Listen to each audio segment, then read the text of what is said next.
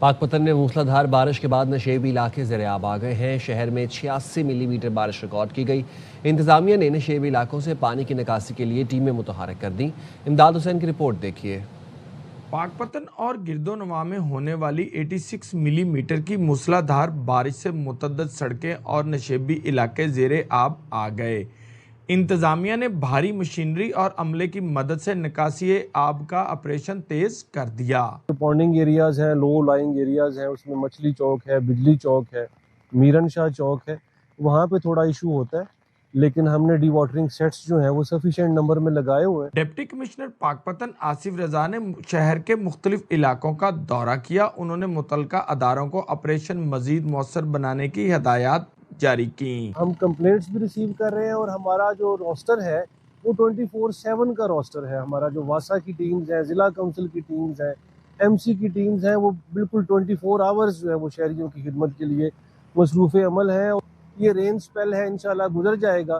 شہریوں سے تعاون کی درخواست ہے، احتیاط کی درخواست ہے۔ انتظامیہ کے مطابق نشیبی علاقوں کی مسلسل نگرانی کی جا رہی ہے، جبکہ ڈی سی آفس میں قائم کنٹرول روم 24 گھنٹے فعال ہے۔ ہنگامی صورتحال کے پیش نظر تمام ٹیمیں مکمل الرٹ رہیں گی۔ کیمرہ ٹیم کے ساتھ امداد حسین، ایئر وے نیوز، پاک پتن۔ سوات میں بھی بارشوں کا سلسلہ جاری ہے۔ بارش کے بعد موسم خوشگوار ہو گیا۔ خوشگوار موسم سے لطف اندوز ہونے کے لیے سیاحوں کی بڑی تعداد نے وادی کا رخ کر لیا۔ مزید بتائیں گے شہزاد عالم۔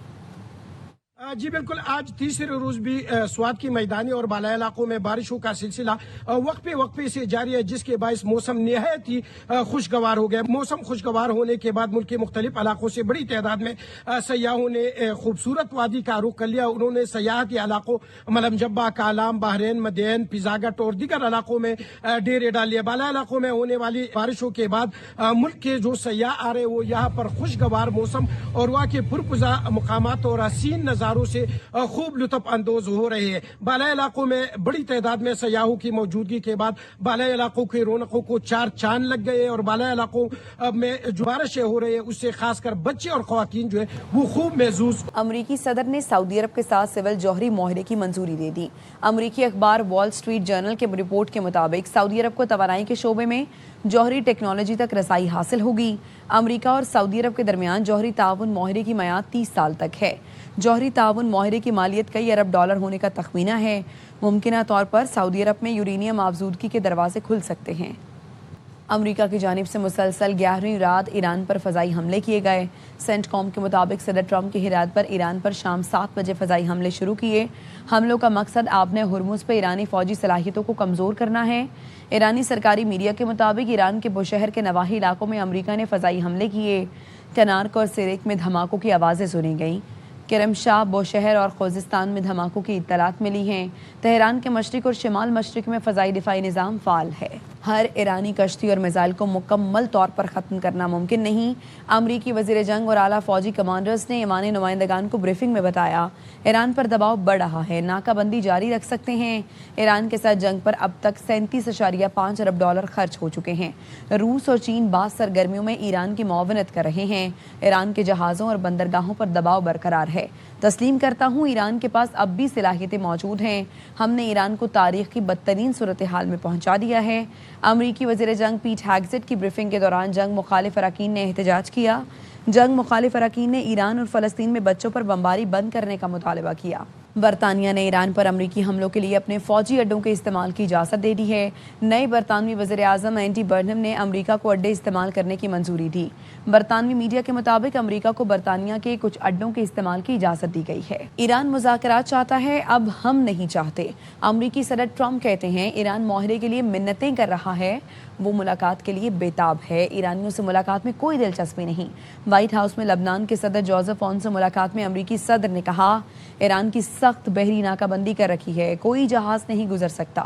ایران جوہری ہتھیار حاصل نہیں کرے گا۔ حوثیوں کے بحیرہ احمر بند کرنے کی کوشش کی تو ضروری اقدامات کریں گے۔ Until they're ready to meet in a meaningful way, we have no interest in even. Blockade is up. Nobody gets through the blockade. It's like a steel wall. We are doing very well. We are degrading them at levels that nobody thought was possible. Iran cannot have a nuclear weapon. We've had no problem with the Houthis. They've had no problem with us, including during this conflict. I think that if there is something like that, we'll just have to take care of business.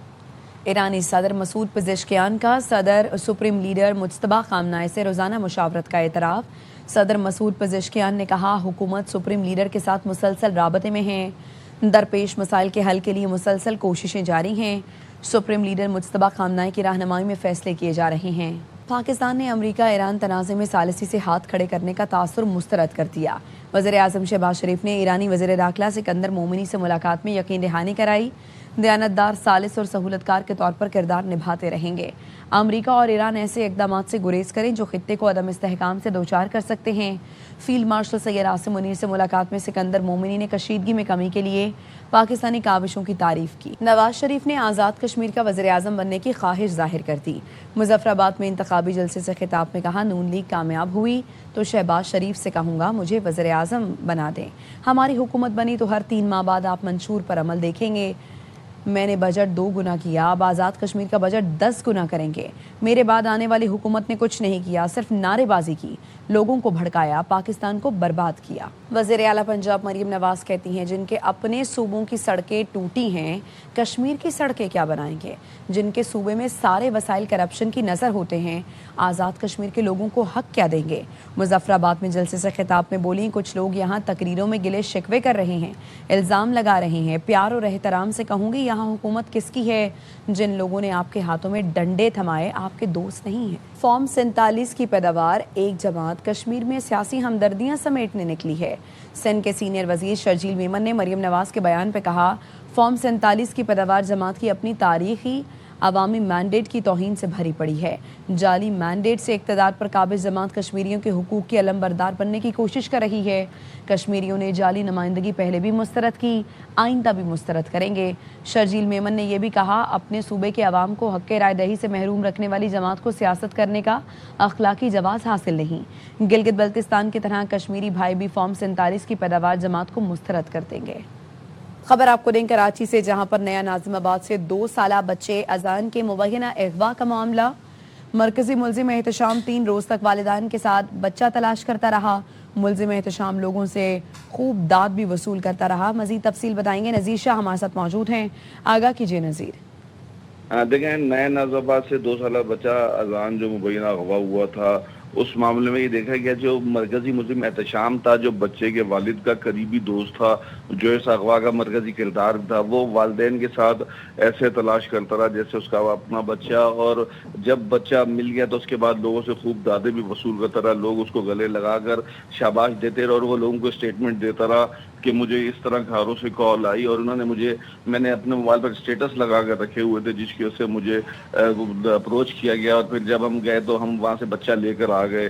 तो इस पूरे मामले पर ऐसा करता रहा जैसे उसको उस बच्चे की बहुत फिक्र हो। उसकी ये फुटेज भी सामने आ गई जिसमें देखा जा सकता है कि इस मुल्जिम ने अपने मजीद 2 साथियों के साथ मिलकर किस तरह घनौनी वारदात की। इसी ने 50 लाख रुपए रैंसम की कॉल कराई, यही आगे पीछे से कॉल कराता रहा।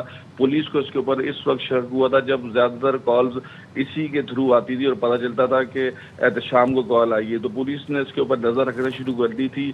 और इसी मुल्जिम की इस एक गलती की वजह से जब पुलिस ने इसकी चीजें चेक करने शुरू की तो पता चला कि इसकी यही वो मरकजी मुल्जिम, और उसकी गिरफ्तार जब किया गया तो पुलिस ने एतराफ़ जुर्म कर लिया और इस समेत मजीद 3 मुल्जिमान को गिरफ्तार किया गया, जिनको आज अदालत में पेश करके मजीद रिमांड हासिल किया जाएगा। जी शुक्रिया आपका।